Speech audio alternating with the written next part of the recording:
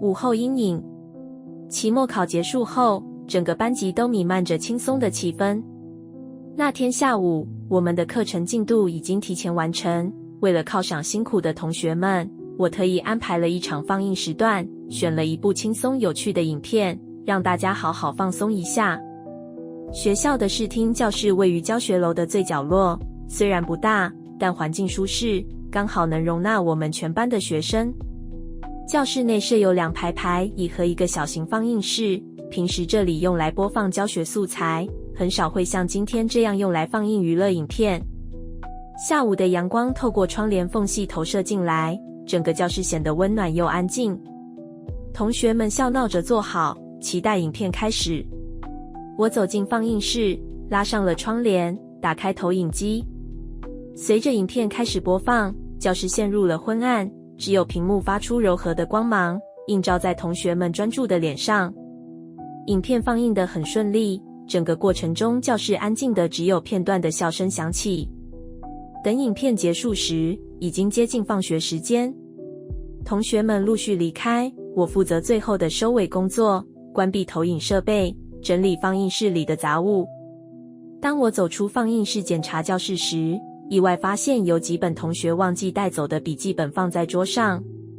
我正准备收拾时，突然感到背后一阵微风掠过，虽然窗户都紧闭着，但那股凉意仿佛从教室深处涌来。我抬起头，视线落在教室后方的角落。灯光已经熄灭，只有放映室的微弱光线从门缝里透出。在那昏暗的座位区，我隐约看到一个人影在晃动。谁还没走？我试探着问了一句，但没有人回应。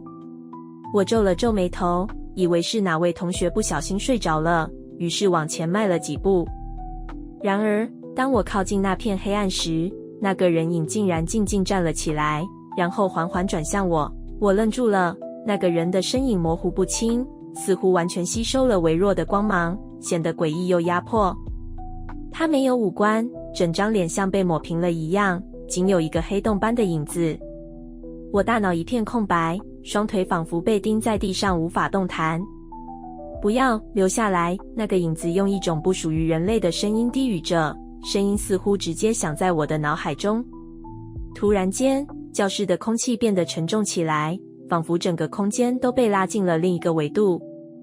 四周的黑暗似乎开始向我逼近，我的呼吸变得急促，手中的笔记本啪地掉到地上。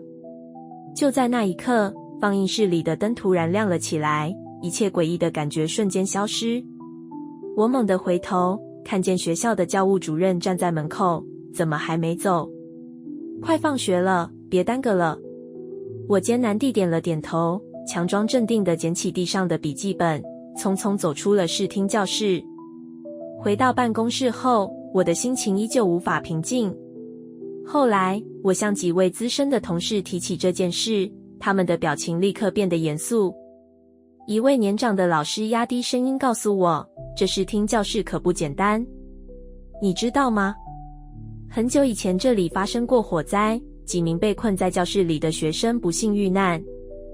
虽然后来重建了，但听说有些灵魂一直留在这里，特别是在放映影片的时候，似乎会被吸引过来。我听完后浑身起鸡皮疙瘩，脑海中不断浮现那个无脸影子的模样。从那天起，每当我经过视听教室，都会加快脚步，生怕再一次面对那个诡异的存在。